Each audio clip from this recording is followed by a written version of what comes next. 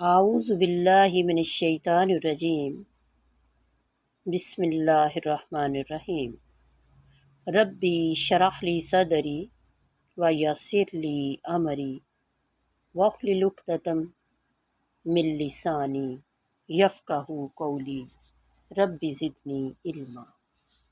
اللہم انی اسألک علما نافعا ورزقا طیبا وعملا متقبلا۔ اللہم صلی علی محمد وعلی آل محمد وبارک وسلم علیہ وسلم تسلیما کثیرا۔ ٹاپک ہے ہمارا توبہ۔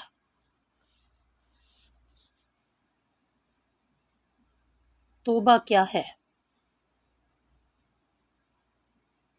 توبہ کیوں کرنی ہے؟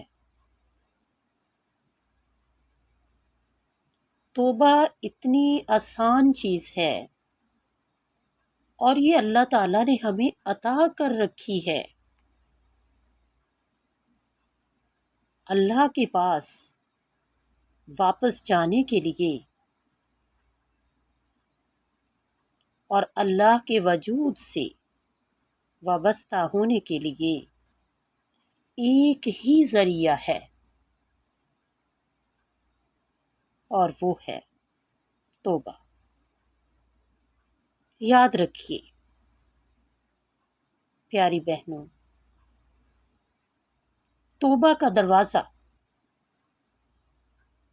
انسان کے مرنے تک کھلا رہتا ہے۔ ابھی بھی وقت ہے، توبہ کر لیں۔ اگر گناہ ہو گیا تو توبہ کر لیں۔ اگر گناہ نہیں چھوٹ رہا تو توبہ کرنی بھی نہ چھوڑے۔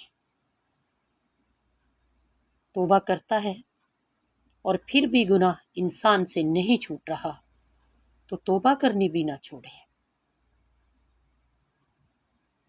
انسان سے گناہ ہو جاتے ہیں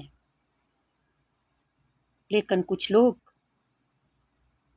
اس کے بعد گلٹ کا شکار ہو جاتے ہیں، اور کچھ لوگ ایسے ہوتے ہیں کہ جنہیں احساس بھی نہیں ہوتا۔ یاد رکھیے، جن کو احساس ہوتا ہے اس کا مطلب ہے ان کا ضمیر ابھی زندہ ہے اور ایمان بھی ابھی باقی ہے۔ گناہ کو کبھی ڈیفینڈ نہ کریں، یہ اس سے بھی بڑا گناہ ہے، اور گناہ کی کبھی جسٹیفیکیشن نہیں ہوتی۔ ہو گیا ہے، گناہ کر بیٹھے ہیں تو وضو کریں، 2 رکعت نفل نماز ادا کریں اور سچے دل سے توبہ کریں، اور آئندہ نہ کرنے کا اپنے رب سے عہد کر لیں۔ انشاءاللہ وہ گناہ چھوٹ جائے گا۔ کبھی ہوتا ہے کہ یہ ایک دن میں نہیں ہوگا، مگر ایک دن تو ضرور ہوگا۔ اور اگر گناہ ہو جائے تو توبہ کرنے میں جلدی کرنی چاہیے، کیونکہ دل پر گناہ کا اثر، اس کا جو گناہ کا داغ ہوتا ہے وہ ایسا پڑتا ہے جیسے کپڑے پر کبھی تیل گرتا ہے۔ اگر اسے دھونے میں جلدی نہ کی جائے تو وہ تیل کا داغ پکا ہو جاتا ہے۔ نبی اکرم صلی اللہ علیہ وآلہ وسلم نے فرمایا، اگر تم نے کوئی گناہ کیا ہے تو اللہ تعالیٰ سے معافی مانگو اور اس سے توبہ کرو، کیونکہ گناہ سے توبہ ندامت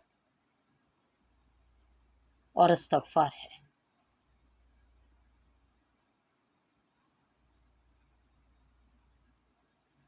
یہ اسی طرح ہی ہے کہ جس طرح صابن انسان کے جسم کی میل کچیل کو دور کر دیتا ہے، جس طرح صابن ظاہری میل کچیل کو دور کر دیتا ہے، اسی طرح توبہ باطنی یعنی گناہوں کے جو میل ہیں اور گندگیوں کو صاف کر دیتی ہے۔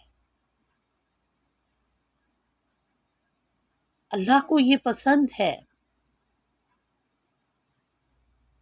جب انسان ہزار گناہ کے بعد بھی اس کی طرف پلٹتا ہے، ٹوٹی پھوٹی ہی صحیح اس سے معافی مانگتا ہے، اس رب سے توبہ کی تڑپ مانگتا ہے، تو اللہ تعالیٰ اس کی وہ ٹوٹی پھوٹی کچی پکی فریادیں بھی اللہ تعالیٰ کو اتنی پسند ہے، اتنی پیاری ہوتی ہیں کہ وہ اسے معاف کر دیتا ہے۔ یاد رکھیے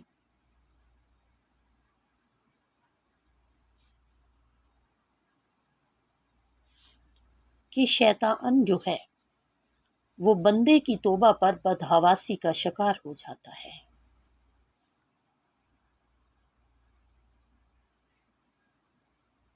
بندہ جب 40 برس کی عمر کو پہنچ جائے اور اس کی بھلائی اس کے شر پر غالب نہ آئے تو شیطان اس کی پیشانی چوم کر کہتا ہے کہ میں اس چہرے پر قربان جو کبھی فلاح نہیں پائے گا۔ پھر اگر اللہ عز و جل اس بندے پر احسان فرمائے اور وہ شخص اللہ عز و جل کی بارگاہ میں توبہ کر لے اور اللہ عز و جل اسے گمراہی سے بچا لے اور جہالت کی تاریکیوں سے نکال دے، تو شیطان ملعون کہتا ہے ہائے افسوس، اس نے میری آنکھیں ٹھنڈی کرنے کے لیے ساری عمر گمراہی میں گزاری، پھر اللہ عز و جل نے اس کی توبہ کی وجہ سے اسے جہالت کے اندھیروں سے نکال دیا۔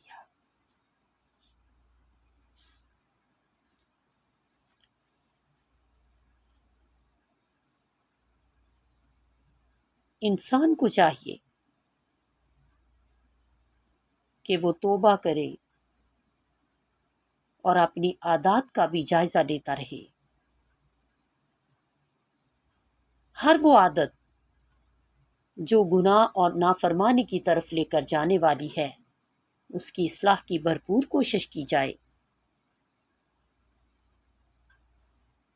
اس کے لیے آپ دوسروں سے بھی مدد لیں، گناہوں سے بچنے کے لیے کسی کتاب کا مطالعہ کریں،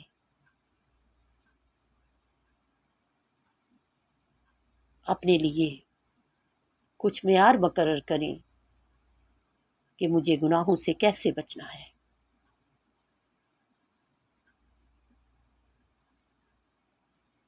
اگر انسان کا دل بے چین رہے تو وہ اپنے رب کے حضور توبہ کرے، کیونکہ سچی توبہ سے اسے دل کا سکون حاصل ہوگا۔ جو توبہ کرتا ہے، جس کے دل میں توبہ کا خیال آتا ہے، وہ خوش بختی کی علامت ہے، کیونکہ جو اپنے گناہ کو گناہ نہ سمجھے وہ بدقسمت ہے۔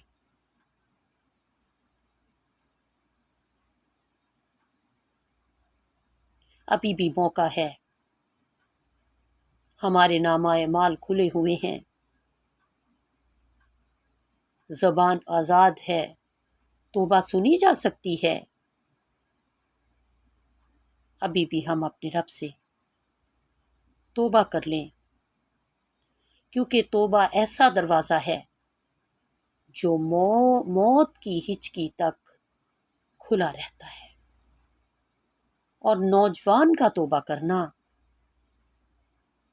نبی اکرم صلی اللہ علیہ وآلہ وسلم نے فرمایا، جب ایک جوان انسان توبہ کرتا ہے تو مشرق سے مغرب تک کے قبرستانوں میں سے 40 دن تک عذاب ہٹا لیا جاتا ہے۔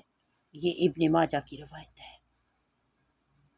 اللہ تعالی ہم سب کو توبہ کی توفیق عطا فرمائے اور ہم سب کو اپنی اصلاح کی توفیق عطا فرمائے۔